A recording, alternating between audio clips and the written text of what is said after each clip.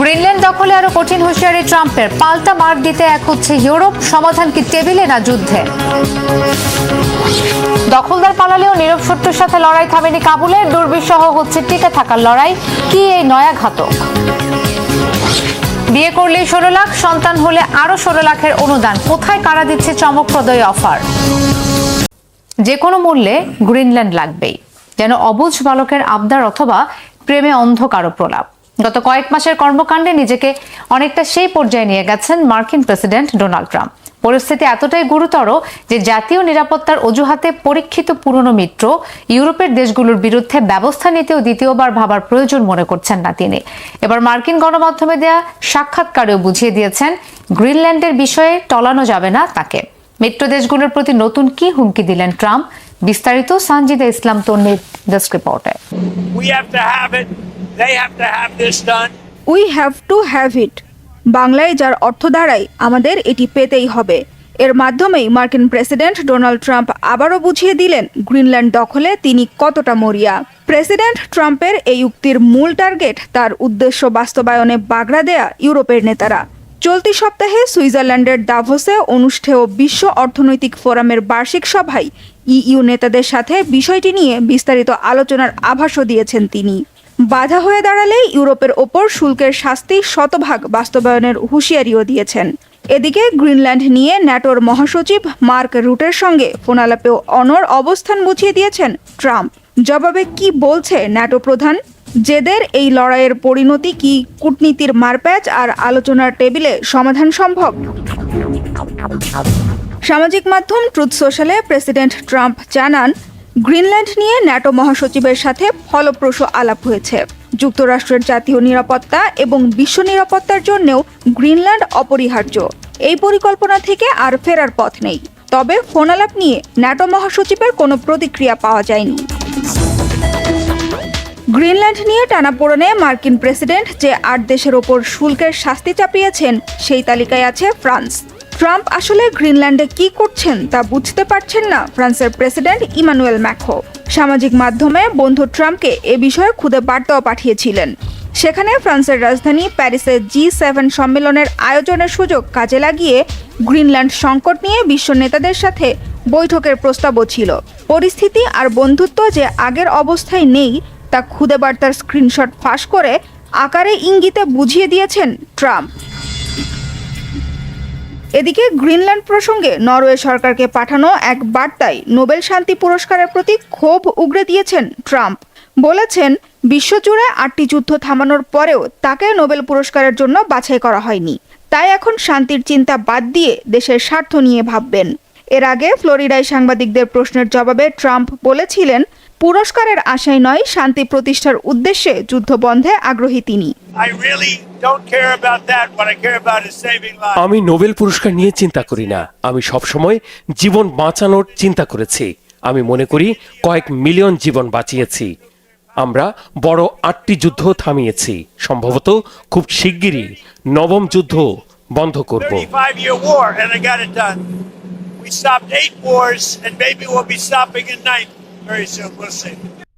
অন্যদিকে গ্রিনল্যান্ড সংকট নিয়ে বেশিরভাগ ইউরোপীয় দেশ অঞ্চলটির সার্বভৌমত্বের প্রতি সমর্থন জানালেও আপাতত ভিন্ন পথে হাঁটছে হাঙ্গেরি।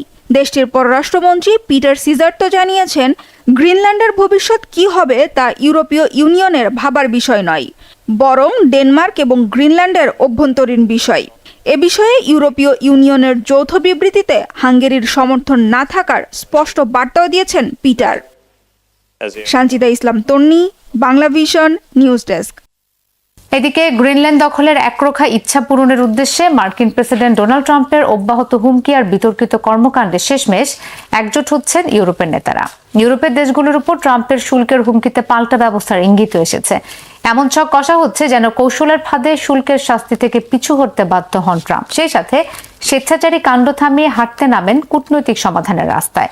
গ্রিনল্যান্ডের সার্বভৌমত্ব রক্ষায় এমন কি ছক করছেন ইউরোপের নেতারা? পাল্টা কি পদক্ষেপ নিতে পারেন ট্রাম্প?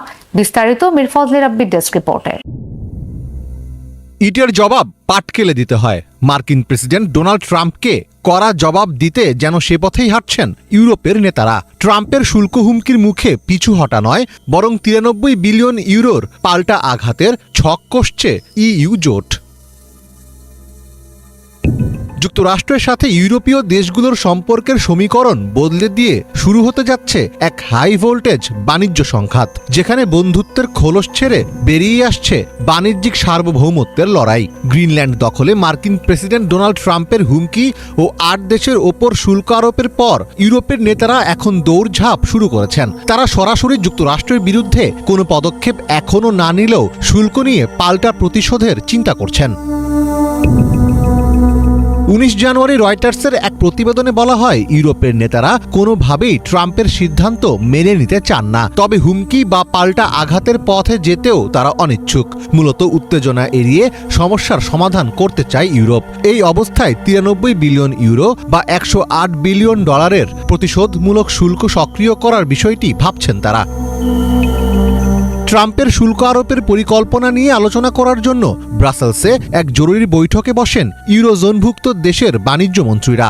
বৈঠকে সিদ্ধান্ত হয় আগামী 22 জানুয়ারি 93 বিলিয়ন ইউরোর প্রতিশোধমূলক শুল্ক সক্রিয় করার বিষয়ে চূড়ান্ত সিদ্ধান্ত নেওয়া হবে। তবে তাদের উদ্দেশ্য কোনো ধরনের উত্তেজনা সৃষ্টি করা নয়, বরং ট্রাম্পকে ইউরোপীয় মিত্রদের ওপর শুল্ক আরোপ থেকে বিরত রাখার প্রচেষ্টা তীব্র করা। বিশ্লেষকদের অনেকে মনে করছেন ইউরোপীয় ঐক্যের শক্তি প্রদর্শনের সময় এসেছে। আগামী বুধবার সুইজারল্যান্ডের ডাভোসে বিশ্ব অর্থনৈতিক ফোরামের সম্মেলনে বক্তব্য দেবেন ট্রাম্প। ট্রাম্পের বক্তব্যের পরই অনেক কিছু পরিষ্কার হয়ে যাবে, এমনটাই মনে করছেন স্বাধীন আর্থিক পরিষেবা প্রতিষ্ঠান অড্ডো বিএইচএফ এর হেড অফ ট্রেডিং অলিভার রথ। আমার বিশ্বাস এখন সবার নজর ট্রাম্পের বক্তব্যের দিকে। তিনি সেখানে কি বলবেন, কার সাথে কথা বলবেন এবং এরপর পরিস্থিতি কোন দিকে মোড় নেবে, সেটাই এখন বড় প্রশ্ন। সবার মনে একটা ক্ষীণ আশা আছে যে ইউরোপীয় ইউনিয়ন এবং ট্রাম্পের মধ্যে হয়তো কোনো আলোচনা হবে। তবে ব্যক্তিগতভাবে আমি এই আলোচনার ব্যাপারে খুবই সন্দিহান, কারণ ট্রাম্প একেবারে পরিষ্কার করে দিয়েছেন যে তিনি গ্রিনল্যান্ড চান। অলিভার রথ মনে করেন ট্রাম্প এখন যা করছেন তা স্রেফ ব্ল্যাকমেইল বা জিম্মি করার রাজনীতি ছাড়া আর কিছুই নয়, আর ইউরোপের পক্ষ থেকে এর মোক্ষম জবাব দেওয়ার এখনই সময়। আমার মনে হয় ইউরোপীয়রা এখন বুঝতে পেরেছে যে ট্রাম্পকে তোয়াজ করে বা খুশি রেখে দীর্ঘমেয়াদে কোনো লাভ হবে না। ট্রাম্পের অনেক কাছের মানুষজন বারবার বলেছেন যে ট্রাম্প কেবল শক্তির ভাষা বোঝেন। ট্রাম্প যদি তার অবস্থানে অনড় থাকেন, তবে ইউরোপকেও এখন সেই শক্তির পরিচয় দিতে হবে। ইউরোপকে একতাবদ্ধ হয়ে ট্রাম্পের সামনে বুক চিতিয়ে দাঁড়াতে হবে এবং প্রয়োজন হলে কঠোরতম ব্যবস্থা নিতে হবে। ইউরোপীয় কমিশন জানিয়েছে মার্কিন পণ্যের ওপর 93 বিলিয়ন ইউরোর পাল্টা শুল্ক 6 ফেব্রুয়ারি থেকে স্বয়ংক্রিয়ভাবে কার্যকর হতে পারে। এই পাল্টা শুল্কের তালিকায় মার্কিন হুইস্কি, গাড়ি, উড়োজাহাজ এবং সয়াবিনের মতো সংবেদনশীল পণ্য রয়েছে। তবে 93 বিলিয়ন ইউরোর এই শুল্ক পরিকল্পনাটি কোনো অসংলগ্ন পদক্ষেপ নয়, বরং এটি দীর্ঘদিনের সুচিন্তিত কৌশলের একটি অংশ। প্রথম মেয়াদের প্রেসিডেন্ট থাকা অবস্থায় জাতীয় নিরাপত্তার দোহাই দিয়ে ইউরোপীয় ইস্পাত ও অ্যালুমিনিয়ামের উপর বিশাল শুল্ক আরোপ করেছিলেন ডোনাল্ড ট্রাম্প। এর জবাবে ইউরোপও পাল্টা শুল্কের একটি তালিকা তৈরি করে। 2021 সালে জো বাইডেন ক্ষমতায় আসার পর ইউরোপীয় ইউনিয়নের সাথে একটি সমঝোতায় পৌঁছান। দুই পক্ষই সম্মত হয় যে তারা আপাতত একে অপরের ওপর নতুন করে শুল্ক চাপাবে না এবং পুরনো বিবাদগুলো আলোচনার মাধ্যমে সমাধান করবে। গ্রিনল্যান্ড ইস্যুতে ইউরোপের 8 দেশের উপর শুল্ক আরোপের জেরে ইউরোপের নেতারা স্থগিত রাখা সেই অস্ত্রটি আবারও সক্রিয় করার সিদ্ধান্ত নিয়েছেন। তবে পাল্টা শুল্ক আরোপ করা হলে ট্রাম্পও নতুন কৌশলে আগাতে পারেন। সেক্ষেত্রে ন্যাটো এবং ইউরোপের নিরাপত্তা খাতে মার্কিন খরচ কমানোর হুমকি দিয়ে পাল্টা চাপ দিতে পারেন তিনি। এছাড়া জার্মানি বা ফ্রান্সের মতো দেশগুলোর সাথে আলাদা বাণিজ্যের প্রস্তাব দিয়ে বিভেদ তৈরির চেষ্টা করতে পারেন ট্রাম্প, যা ইউরোপীয় ইউনিয়নের ঐক্য ভেঙে দেওয়ার জন্য যথেষ্ট। মীর ফজলে রাব্বি, বাংলা ভিশন। গ্রিনল্যান্ড নিয়ে পাল্টাপাল্টি বাকযুদ্ধে থেমে নেই সমর প্রস্তুতি। মার্কিন প্রেসিডেন্ট ডোনাল্ড ট্রাম্পের হুমকি আর হালকাভাবে নেওয়ার উপায় না থাকায় আর্কটিক অঞ্চলের নিরাপত্তা জোরদারে গ্রিনল্যান্ডে নতুন করে সেনা পাঠিয়েছে ডেনমার্ক।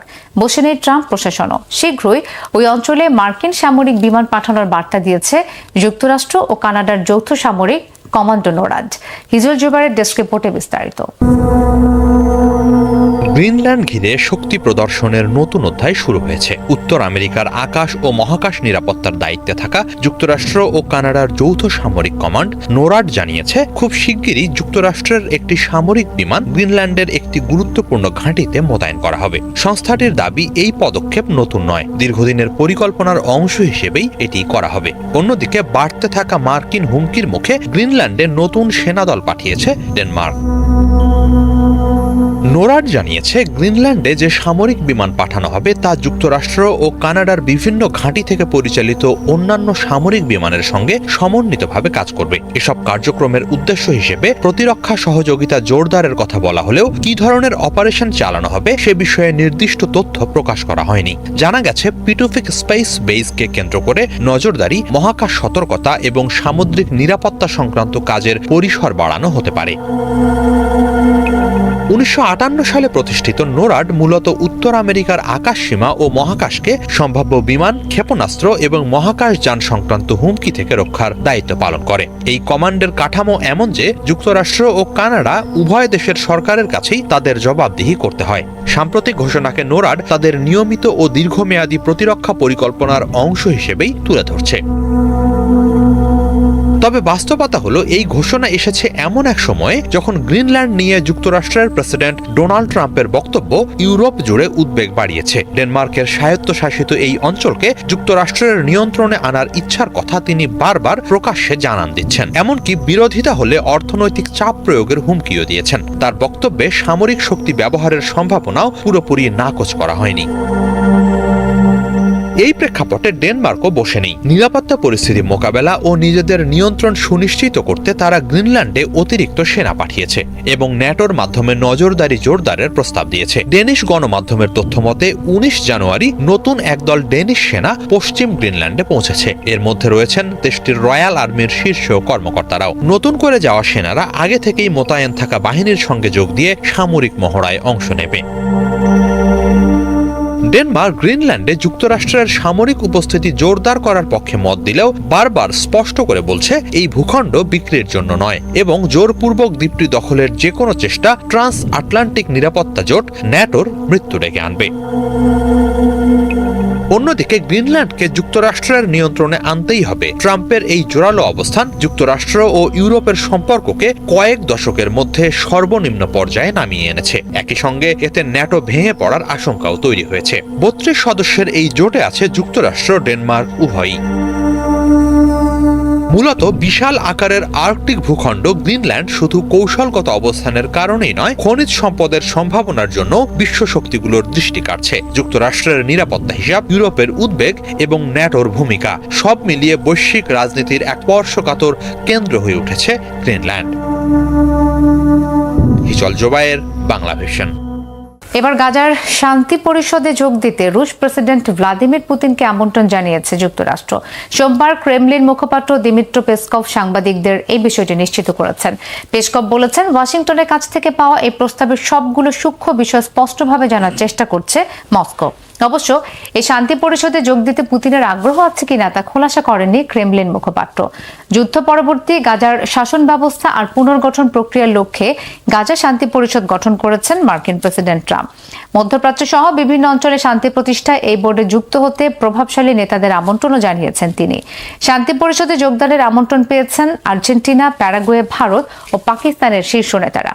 এদিকে গাজার শান্তি পরিষদে তুরস্ক বা কাতারের অন্তর্ভুক্তিতে আপত্তি জানিয়েছেন ইসরায়েলের প্রধানমন্ত্রী বেনিয়ামিন নেতানিয়াহু।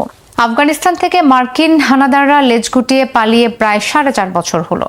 এখনো থামেনি আফগানিস্তানের অধিবাসীদের টিকে থাকার সংগ্রাম। যুদ্ধবিধ্বস্ত দেশটিতে বছরের পর বছর নীরব লড়াই চলছে ক্ষুধার সাথে। শীত নামলেই যা প্রকট আকার নেয়। পরিস্থিতি এতটাই নাজুক যে প্রতি বেলার খাবার জোগাড় করতে হিমশিম অবস্থা লাখ লাখ আফগানের, যার সবচেয়ে নির্মম শিকার নারী ও শিশুরা। পরিস্থিতি কেন আগের থেকেও খারাপ দিকে মোড় নিচ্ছে? ব্যর্থতা কার? তালেবান সরকারের নাকি দাতা সংস্থার? ডেস্ক রিপোর্টে জানাচ্ছেন ইমরান মাহমুদ। শীত নামলেই আফগানিস্তানের মানুষের জন্য শুরু হয় ক্ষুধার সঙ্গে টিকে থাকার লড়াই। যুদ্ধবিধ্বস্ত এই দেশটিতে এবার সে লড়াই আরও কঠিন হয়ে উঠেছে। তীব্র শীত, কাজের অভাব, খাদ্য সহায়তা কমে যাওয়া আর ফিরতি শরণার্থীর ঢল সব মিলিয়ে আফগানিস্তান এখন এক ভয়াবহ খাদ্য সংকটের মুখে দাঁড়িয়ে আছে। রয়টার্সে প্রকাশিত একাধিক প্রতিবেদনে বলা হয়েছে, চলতি শীতে দেশটির খাদ্য সংকট গত কয়েক বছরের তুলনায় আরও খারাপ হয়েছে। বিশ্ব খাদ্য কর্মসূচি বা WFP এর তথ্য অনুযায়ী বর্তমানে আফগানিস্তানের প্রায় 1/3 মানুষ তীব্র খাদ্য সংকটে ভুগছে, অর্থাৎ প্রায় 1,70,00,000 মানুষ নিয়মিত পর্যাপ্ত খাবার পাচ্ছে না। WFPর কান্ট্রি ডিরেক্টর জন আইলিফ রয়টার্সকে দেয়া এক সাক্ষাৎকারে জানান, গত এক বছরে এই সংখ্যা বেড়েছে প্রায় 30 লাখ। বিশেষ করে শিশুদের অবস্থা সবচেয়ে ভয়াবহ। 2025 সালে আফগানিস্তানে অপুষ্টির সবচেয়ে বড় উত্থান দেখা গেছে, আর 2026 সালে আরও প্রায় 2 লাখ শিশু তীব্র অপুষ্টিতে আক্রান্ত হতে পারে বলে আশঙ্কা করা হচ্ছে। প্রাকৃতিক দিক থেকে দেশটির উত্তরাঞ্চলে দীর্ঘস্থায়ী খরা কৃষিকাজকে মারাত্মকভাবে ক্ষতিগ্রস্ত করেছে। শীতকালে তুষারপাত আর রাস্তা বন্ধ হয়ে যাওয়ায় অনেক এলাকায় খাদ্য পৌঁছানোই কঠিন হয়ে পড়ে। একই সঙ্গে অর্থনৈতিক সংকট পরিস্থিতিকে আরও জটিল করেছে। 2021 সালে তালেবান সরকার ক্ষমতায় আসার পর আন্তর্জাতিক নিষেধাজ্ঞা, ব্যাংকিং ব্যবস্থা দুর্বল হয়ে পড়া এবং সরকারি চাকরি হারানোর ফলে লাখো মানুষ আয়হীন হয়ে পড়ে। রয়টার্সের প্রতিবেদনে উল্লেখ করা হয়েছে, অনেক পরিবার এখন দিনে 100 থেকে 200 আফগানি আয় করেও ন্যূনতম খাবার জোগাড় করতে পারছেন না। পাশাপাশি যুক্ত হয়েছে বিশুদ্ধ পানির সংকট। শীতকালে অনেক জায়গায় পানির উৎস জমে যায়। কাবুলের বাইরে অনেক শরণার্থী পরিবারকে বরফ জমা পানি গলিয়ে ব্যবহার করতে দেখা যায়। বিশুদ্ধ পানি না থাকায় ডায়রিয়া ও নানান রোগ ছড়িয়ে পড়েছে, যা অপুষ্ট শিশুদের জন্য আরও প্রাণঘাতী হয়ে উঠেছে। WFP ও বিভিন্ন NGO পরিচালিত ক্লিনিকগুলোতে অপুষ্ট শিশুর সংখ্যা দ্বিগুণ হয়ে গেছে বলে জানিয়েছেন চিকিৎসকরা। তালেবান সরকার দাবি করছে তারা কৃষিখাত পুনরুদ্ধার ও স্থানীয় পর্যায়ে সহায়তা পৌঁছানোর চেষ্টা করছে, তবে বাস্তবতা হলো সরকারের নিজস্ব সম্পদ খুবই সীমিত। আন্তর্জাতিক সহায়তার উপরই নির্ভর করতে হচ্ছে। WFP, IRC সহ বিভিন্ন সংস্থা খাবার ও পুষ্টি সহায়তা দিচ্ছে। IRC এর এক বিবৃতিতে বলা হয়েছে, প্রায় 4,70,00,000 মানুষ এখনও অনাহারের ঝুঁকিতে রয়েছে, কিন্তু এই সহায়তা প্রয়োজনের তুলনায় অনেক কম। সহায়তা কম হওয়ার অন্যতম কারণ হলো আন্তর্জাতিক তহবিল সংকট। যুক্তরাষ্ট্রসহ অনেক দাতা দেশ তাদের বৈশ্বিক সহায়তা কমিয়ে দিয়েছে, ফলে WFPর মতো সংস্থাগুলোর কাছে পর্যাপ্ত অর্থ নেই। জন আইলিফ স্পষ্ট করে বলেছেন, অর্থের অভাবে তারা এই ক্রমবর্ধমান সংকটের পূর্ণাঙ্গ জবাব দিতে পারছেন না। এর প্রভাব সবচেয়ে বেশি পড়ছে শিশু ও নারীদের ওপর।